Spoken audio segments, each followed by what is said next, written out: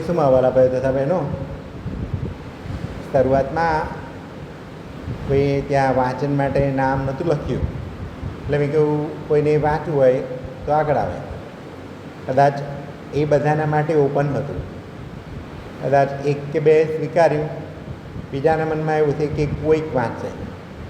અમુકના મનમાં હશે કે હું ચશ્મા નહીં લાગ, અમુકને એવું હશે કે કદાચ ભૂલ પડે તો, અમુકને કદાચ મને બીજી કંઈક તકલીફ થાય, આટલા બધાની વચ્ચે કેમનો આગળ જઈશ. Okay, expire. પણ બાબત આજે આવી બાબતોમાં દરેકને હાકલ આપવામાં આવે છે. પ્રભુ આજે એ યાદ કરાવે છે કે દરેકને પવિત્ર આત્મા આપવામાં આવે છે. તમે પણ શિષ્યોની જેમ ડર છોડીને આગળ વધો. એ જ આજના બધા વાંચનોનો સાર છે. આનું પ્રથમ વાંચન પ્રેષિતોના ચરિત્રોના ગ્રંથમાંથી લેવામાં આવેલું વાંચન, અને ત્યાં 50માના પર્વ આવી પહોંચ્યું. આ 50માનું પર્વ બેઝિકલી એ હાર્વેસ્ટ ફિસ્ટ, એટલે ખાસ કરીને જે નવો પાક પાકે છે એના માટે જે તહેવારો અમુક ઉજવવામાં આવે છે. આપણા ભારતમાં પણ અમુક રાજ્યોમાં તહેવાર નવો પાક પાકે ત્યારે પ્રભુને અર્પણ કરવા માટે જે તહેવારોની ઉજવણી કરવામાં આવે છે, એવું જ આ 50માનું પર્વ. 50માનું પર્વ એટલે ખાસ કરીને પાસ્કા પછીના 50મા દિવસે જે નવો પાક પાક્યો હોય એની યાદમાં આ પર્વ ઉજવવામાં આવતું હતું. અને એ દિવસે ઠેક ઠેકાણેથી, એટલે યહૂદીઓ યરુશલેમની તેના તો ઠીક, પણ એની આજુબાજુમાં જે કોઈ રહેતા હતા એ બધા યહૂદીઓ ત્યાં યરુશલેમ મંદિરમાં કંઈક ને કંઈ અર્પણ કરવા માટે આવતા હતા.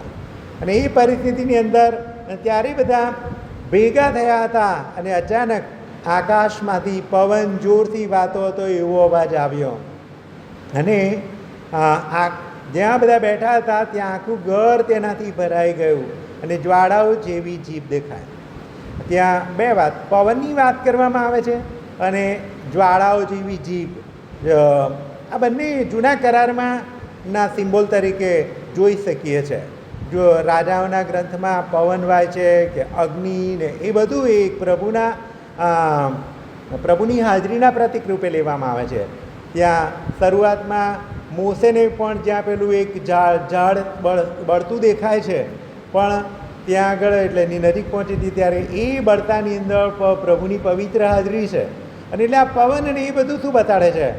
પ્રભુની પવિત્ર હાજરી એમનામાં ઉતરી આવે છે. એ ત્યાં સિમ્બોલિકલી એક ચિહ્નના રૂપમાં આપણને કહેવામાં આવે છે કે એ લોકોના ઉપર પવિત્ર આત્મા, જ્વાળાઓ જેવી જીભો દેખાય, અને એ દરેકના માથા ઉપર એક એક સ્થિર થઈ ગઈ. અને એટલે દરેકના માથાની એટલે ત્યાં પવિત્ર આત્મા એક અમુક જ લોકોના માટે લિમિટેડ નથી, અનલિમિટેડ. બધા હતા, બધાના માટે પવિત્ર આત્મા, બધાને માટે પવિત્ર આત્મામાં આવે. એટલે ફક્ત સિલેક્ટેડ લોકોને નહીં, ત્યાં હતા એ બધાને પવિત્ર આત્મા આપવામાં આવે છે, પ્રભુની પવિત્ર હાજરી આપવામાં આવે છે.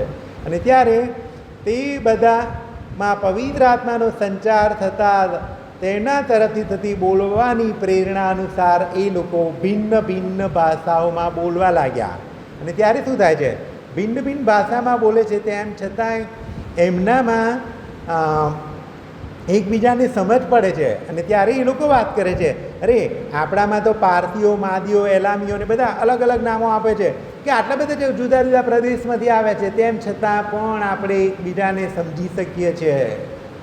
આ ઘટના પણ રિવર્સ થાય છે. તેની રિવર્સ થાય છે જૂના કરારમાં ઉત્પત્તિ 10માં બાબિલનો મિનારો. જ્યારે લોકોને એવું હતું કે અમે પ્રભુ સુધી પહોંચીએ, અમે આકાશને આવી શકીએ છીએ, ત્યારે મોટો મિનારો બનાવવામાં આવે છે.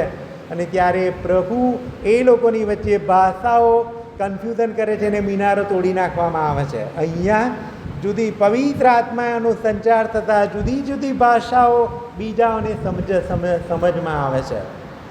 આપણા માટેનો પણ સંદેશો.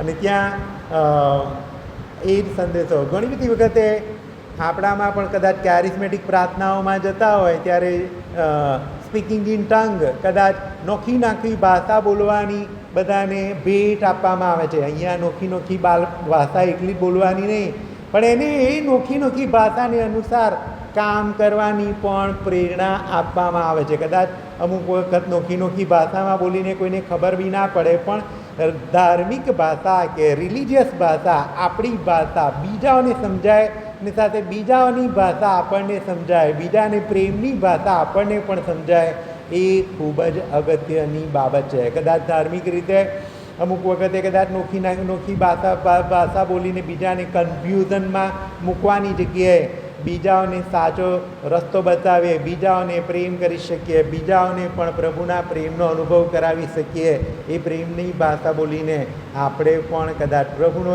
એ સંદેશો બધા સુધી પહોંચાડીએ. એ ખૂબ જ અગત્યનો સંદેશ આજે પ્રભુ તમને ને મને આપે છે. ને એ જ કે હવે ત્યાર પછી એ શિષ્યોમાં જે એક ડર હતો, એક ગભરાટ હતો, એક ચિંતા હતી, એ બધામાંથી બહાર નીકળીને લોકો સુધી શુભ સંદેશ ફેલાવવાનું એમને આહ્વાન મળે છે. આજે તમને અને મને પણ એ જ આહ્વાન આજે પ્રભુ તરફથી મળે છે, યાદ કરાવવામાં આવે છે. સ્નાન સંસ્કાર વખતે તમને પણ પવિત્ર આત્મા આપ્યો છે, એ પવિત્ર આત્માને અનુરૂપ જીવન જીવીએ. આનું બીજું વાંચન કોરિન્થના ધર્મસંકરના પત્રમાંથી લેવામાં આવેલું વાંચન, અને ત્યાં વાત શરૂ થાય છે, ઈશ્વરના આત્માની પ્રેરણાથી કોઈ માણસ કદી એવું નથી કહેતો કે ઈસુ શાપિત છે, અથવા ઈશ્વરનો આત્મા એનામાં ના હોય તો ઈસુને પ્રભુ તરીકે પણ સ્વીકારતો નથી. સંત પાઉલે વાત કરે છે. એટલે શું કહે છે? પ્રભુના આત્માની પ્રેરણા હોય તો જ પ્રભુને તમે ઈશ્વર તરીકે, પ્રભુ ઈસુને પ્રભુ તરીકે ને ઈશ્વર તરીકે સ્વીકારો છો. એટલે શું છે? શ્રદ્ધા એ પ્રભુએ આપેલી ભેટ છે. કદાચ પ્રભુએ શ્રદ્ધા ના આપી હોય તો તમે ઈસુને પ્રભુ તરીકે સ્વીકારવાના નથી. અને એટલે શ્રદ્ધા એ પ્રભુએ આપેલી ભેટ છે. એક પહેલો સંદેશ ત્યાં આપણા સૌના માટે છે. બીજી બાબત, અને એ કહે છે આધ્યાત્મિક બક્ષિસો તો ભાત ભાતની છે. ના, અહીંયા કદાચ વાત કરવામાં આવે છે કે દરેકને જુદી જુદી શક્તિઓ આપવામાં આવે છે. એમ તો દાખલા તરીકે પતિ પત્નીને એકબીજાના પૂરક કહેવામાં આવે છે. કેમ કે જે પતિમાં ખૂટતું હોય એ પત્નીમાં મળે છે, જે પત્નીમાં ખૂટે છે એ પતિમાં મળે છે. અહીંયા ધર્મસભામાં જોઈએ તો શું થાય છે? કદાચ કોઈકને સરસ ગીત ગાતા આવડતું હોય, કદાચ કોઈને સરસ બોલતા આવડતું હોય, કદાચ કોઈકને ભાષણ કરતા આવડતું હોય, કદાચ કોઈકને વાંચન કરતા આવડતું હોય, એ બધી જુદી જુદી બક્ષિસો પ્રભુએ આપેલી ભેટ છે. એ સૌના ભલા માટે કરીએ, સૌના સામૂહિક ભલા માટે વાપરીએ. મારા પોતાની ગ્લોરી માટે કે હું એકલો જ હોય તો હું સરસ ગીત ગાઈ શકું? ના, હું એકલો ન હોય નહીં, બધાની સાથે મળીને પણ હું સરસ ગીત ગાઈ શકું, બધાની સાથે પ્રેમથી રહી શકું, બધાની સાથે સારો વ્યવહાર રાખી શકું.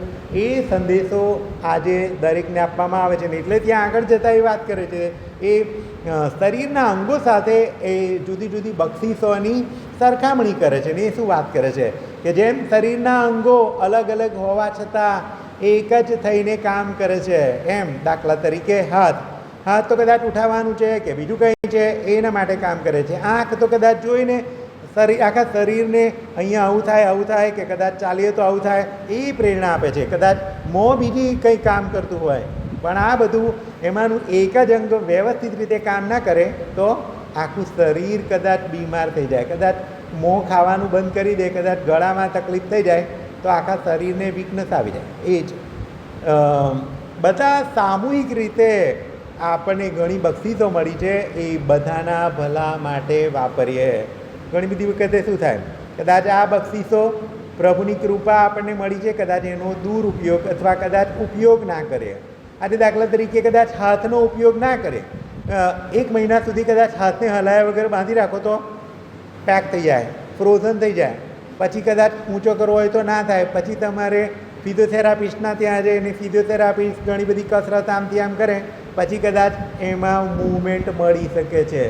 એમ પ્રભુએ આપેલી બક્ષિસો પણ જો કદાચ આપણે પણ સદુપયોગ ના કરીએ તો એ બક્ષિસો નકામી થઈ જાય છે. અને એટલે હંમેશા જે કૃપાને આશીર્વાદો મળ્યા છે એ કદાચ ફક્ત મારા એકલા માટે નહીં, પણ દરેકના માટે, સામૂહિક ભલા માટે, ધર્મના ભલા માટે, કદાચ સમાજના ભલા માટે, કુટુંબિક ભલા માટે એ વાપરીએ અને એમાં જ પ્રભુનો મહિમા કરીએ. એ આપણને સંદેશો મળે છે. એ પવિત્ર આત્મા આજે તમને અને મને આજે સંદેશો આપવામાં આવે છે. આજનો શુભ સંદેશ સંત યોહાન કૃત શુભ સંદેશ, અને ત્યાં કે તે જ દિવસે અઠવાડિયાના પહેલે દિવસે સાંજે શિષ્યો યહૂદીઓના ભયને કારણે કેમ ઈસુને મારી નાખ્યા, ઈસુ મારી નાખ્યા છે અને હવે પરિસ્થિતિ બદલાઈ છે. કદાચ રાજકીય એક પ્રેશર આવી ગયું છે, ધાર્મિક પ્રેશર આવી ગયું છે, સામાજિક પ્રેશર આવી ગયું છે. આ લોકોને એવું લાગે કે મુખ્ય હીરો તો એ જ ગયો, તો હવે આપણો બી વારો આવી શકે છે. આ બધી પરિસ્થિતિ એટલે એ યહૂદીઓના ભયને કારણે બંધ બારણા કરીને ભેગા થયા હતા. ત્યાં આવીને ઈસુ તેમની વચ્ચે ઊભા રહીને વાત કરે છે અને એમને વાત કરે છે, તમને શાંતિ હો. અહીંયા જોઈ તો શું થાય છે, આ પરિસ્થિતિ ઈસુ આવે છે પણ ઈસુ કોઈને નહીં ત્યાં પીટરને આવીને પકડે. એ પીટર તેમણે 3 વખત મારો નકાર કરેલો, ઓય તમે બધા ભાગી ગયેલા ત્યાંથી, કશું જ નહીં, નો કમ્પ્લેન, કોઈ જાતની કશી ખીટખીટ કશી વધારાની વતીને તમને એમને સીધી વાત કરે છે, તમને શાંતિ હો. એટલે શું છે, બધું ભૂલી જાઉં છું હું, બધું ભૂલી જાઉં છું, તમને માફી આપું છું, તમને માફી આપું છું. શાંતિની શરૂઆત, પ્રેમની શરૂઆત, નવી શરૂઆત ત્યાં કરવામાં આવે છે. આટલું કહીને એમને બંને હાથને પડખું બતાવે છે અને ફરી શિષ્યો તેમને જોઈને હર્ષ પામે છે ને ફરી વાર એની જ વાત કરે છે, રિપીટ કરે છે, તમને હું માફી મેં આપી દીધી, તમને શાંતિ હો. તમને શાંતિ હો ને એટલે બીજાની સાથે પીસ બિગિન, માફી સાથે શાંતિનું વાતાવરણ ઊભું થાય છે. માફી આપે ત્યારે શાંતિનું વાતાવરણ ઊભું થાય છે.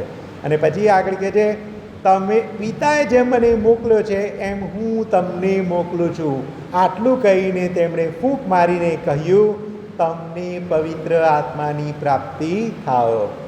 આજે પ્રત્યક્ષણે એ વખતે કદાચ શિષ્યોને ફૂંક મારીને પવિત્ર આત્માની પ્રાપ્તિ થઈ. અહીંયા પ્રત્યક્ષણે પ્રભુ તમારા ને મારા નશ્વરોમાં એનો પોતાનો પ્રાણ ફૂંકે છે. કદાચ જુઓ, એ 1-2 મિનિટ માટે બંધ કરે ને તો પતી ગયું, જીવન નકામું થઈ જશે. માણસ અત્યારે XYZનું નામ બોલે છે ને પછી લાશ થઈ જાય છે, ડેડ બોડી થઈ જાય. એ પ્રભુનો પવિત્ર આત્મા તમને ને મને માણસ બનાવી રાખ્યો છે. ને કદાચ આજે વિચાર કરવા જેવો છે, એ આત્મા મને આપવામાં આવ્યો છે, એ આત્માને અનુરૂપ હું જીવન જીવું છું કે કેમ, યાદ કરાવે છે.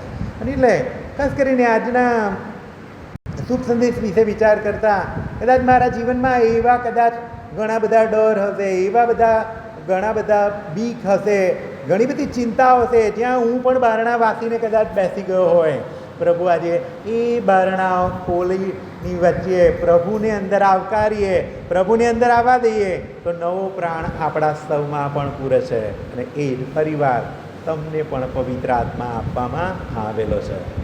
આજે પવિત્ર આત્માની વાત કરું તો એક વાત યાદ આવે છે કે જે એક માણસ ત્યાં 4 રસ્તા પર દર રવિવારે કે રજાના દિવસે કે જે 2 કૂતરા લઈને ઊભો હોય, એક કાળો ને ધોળો, અને દર વખતે શરત મારે એ કયો કૂતરો લડશે, કયો કૂતરો જીતશે. અમુક લોકો શરત મારે એવું કે સફેદ કૂતરો જીતશે, બંને અલમસ્ત છે. અને એટલે ઘણા બધા લોકો સફેદ પર શરત મારે તો આ માણસને લાગે કે સફેદમાં વધારે પૈસા મળે એવું છે, તો સફેદને બધાએ જીતવાનું કહ્યું તેને હરાવવો પડે. અને આવતા રવિવારે બંને કૂતરાની ફાઇટ થાય અને એમાં એવું જ થાય, સફેદ કૂતરો હારી જાય. આ બીજા રવિવારે બધા કે હવે આવતા રવિવારે કાળો કૂતરો જીતશે, અને બીજા રવિવારે જોઈએ તો કાળો કૂતરો હારી જાય.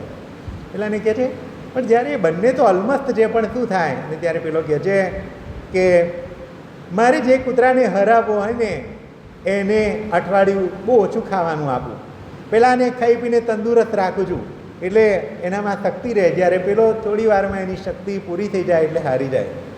એટલા માટે યાદ કરાવું છું. આ સફેદ અને કાળી દરેકના જીવનમાં છે. વાંચવું કે ના વાંચવું બધાને પ્રેરણા મળે, ઊભા થઈને અહીંયા આવવું કે ના આવવું એ દરેકને પ્રેરણા મળે. પણ નિર્ણય કરવાનો, કોને જીતાડવાનું એ દરેકના હાથમાં છે. મારે સફેદને જીતાડવું છે કે મારે કાળાને જીતાડવું છે? સફેદ અને કાળું દરેકમાં છે. અહીંયા કોઈકનું સરસ કદાચ એરિંગ પડી ગઈ, લઈ લઉં, આ એક પ્રેરણા છે. બીજી પ્રેરણા છે આ મારું નથી, શેને જીતાડવાનું. ઘણી બધી વખતે કદાચ આપણા જીવનમાં આવી પ્રેરણાઓ પ્રભુ સારી આપતો રહેશે. કઈ પ્રેરણાને જીતાડવી, કયા વિચારને જીતાડવાનો એ દરેક ઉપર આધાર છે. આપણામાં પવિત્ર આત્મા વસતો હોય તો કદાચ એ જીતે છે, અને કદાચ આપણામાં અશુદ્ધ આત્મા, શૈતાનનો આત્મા કદાચ એ જીતતો હોય એ વધારે વસ્તુ હોય તો એ જીતે છે. કદાચ અહીંયા તમે એક કપ લઈને જતા હોય, કોઈ એક ધક્કો મારે તો શું થાય? અંદર જે હશે એ બહાર પડશે. ધક્કો મારે તો કદાચ કોઈ ધક્કો મારે તો કદાચ પાણી ભરેલું હોય તો પાણી છલકાશે. કદાચ અંદર કોફી ભરેલી હોય તો કોફી છલકાશે. દૂધ ભરેલું હોય તો દૂધ છલકાશે. અને અંદર કાદવ ભરેલો હોય તો કાદવ છલકાશે. એમ આપણા જીવનમાં પણ કદાચ પવિત્ર આત્મા કે પછી અશુદ્ધ આત્મા, કયો આત્મા, દરેકને વિચારવા જેવો પ્રશ્ન છે. આજે ખાસ કરીને પ્રભુ ધર્મસભા યાદ અપાવે છે, દરેકને પવિત્ર આત્મા આપવામાં આવેલો છે. પ્રશ્ન એ છે કે હું પવિત્ર આત્માની પ્રેરણા અનુસાર કે પવિત્ર આત્માનું દોર્યું જીવન જીવું છું કે પછી મને ફાવે તેમ જીવન જીવું છું. પ્રભુ પાસે કૃપા અને આશીર્વાદ આ ક્રિશ્ચનના માગીએ, સાચા રસ્તે ચાલીએ, આપણને મળેલી બધી બક્ષિસો અન્યોના ભલા અર્થે વાપરીએ. જીવનમાં જે ખાસ કરીને ડર છે, ચિંતાઓ છે, એ બધું પ્રભુના હાથમાં સોંપીએ અને તે થકી પ્રભુનો મહિમા કરીએ. પ્રભુ પાસે કૃપા અને આશીર્વાદ આ ક્રિશ્ચનમાં માગીએ. પિતા અને પુત્ર અને પવિત્ર આત્માને નામે આમીન.